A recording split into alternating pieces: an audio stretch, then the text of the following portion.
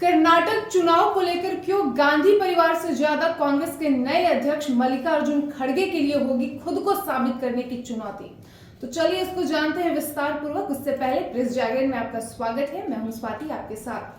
कर्नाटक चुनाव का सियासी शंखनाद हो गया है। राज्य की 224 विधानसभा सीटों के लिए 10 मई को वोटिंग होगी, जबकि 13 मई को जनता का जनादेश आएगा। देश की सबसे पुरानी पार्टी कांग्रेस के लिए चुनाव जीतना हर कीमत पर जरूरी है। लगातार हो रही हारों के बीच कर्नाटक का चुनाव लोकसभा चुनाव की परीक्षा से पहले पार्टी के लिए बड़ा बूस्टर साबित हो सकता है।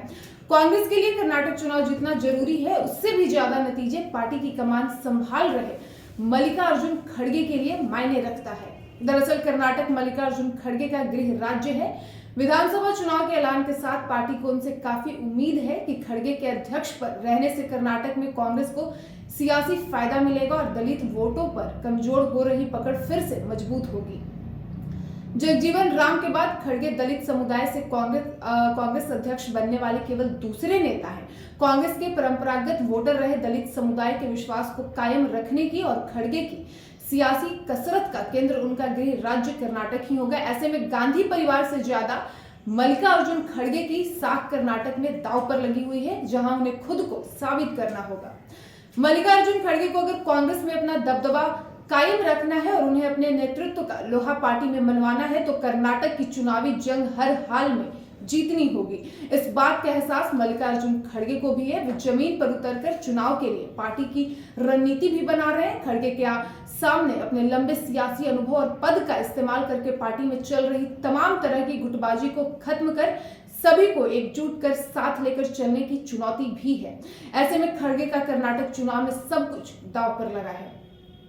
साथ ही दलित वोटरों को वापस लाने की भी चुनौती है। जी हां, पिछले कुछ वर्षों में कर्नाटक में कांग्रेस का आधार दलित वोट सिकुड़ता जा रहा है। दलितों का एक वर्ग का रुझान भाजपा की ओर बढ़ा है। राज्य में दलितों की संख्या कुल आबादी की 19% है, जो कि राज्य में सबसे बड़े जातीय समूह के रूप में है। दलितों के लिए 36 विधानसभा सीटें रिजर्व है, लेकिन वो इससे भी ज्यादा सीटों पर असर रखते हैं। पिछले चुनाव में बीजेपी को दलित बहुल सीटों पर बहुत ज्यादा फायदा मिला था। 2018 में बीजेपी को सबसे बड़ी पार्टी बनाने में दलितों का बड़ा योगदान रहा था। बीजेपी को दलितों का 40% वोट मिला था, जबकि कांग्रेस को 37 और जेडीएस को 18% वोट प्राप्त हुए थे। ऐसे में खड़गे को दलित वोट बैंक फिर से कांग्रेस के प्रति लामबंद करने के लिए मशक्कत करना होगा। हालांकि कर्नाटक में दलित दो भागों, वाम दलित या मदिगास या छूत और दक्षिण पंथी दलित या छूत या होलिया में बटे हुए। कांग्रेस आंतरिक आरक्षण के मुद्दे पर लेफ्ट और राइट विंग के बीच मतभेदों को खत्म करने में विफल रही है, जिसके चलते वामपंथियों का समर्थन खो दिया है। जिनके राज्य में सबसे अधिक आबादी है,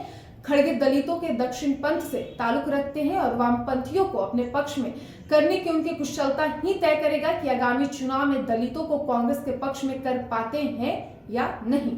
बीजेपी के आरक्षण को 4 हिस्सों में बांटने के बाद जिस तरह से बंजारा समुदाय नाराज है, उससे कांग्रेस को दलितों के बीच अपनी पैठ जमाने की उम्मीदें दिखने लगी है। ये खड़गे के लिए सबसे बड़ी अग्नि परीक्षा होगी। वीडियो पसंद आया हो तो वीडियो को लाइक और शेयर करें। साथ ही हमारे YouTube चैनल प्रेस जागरण को भी सब्सक्राइब करें और ऐसे ही तमाम खबरों के लिए प्रेस जागरण को देखते रहिए। धन्यवाद।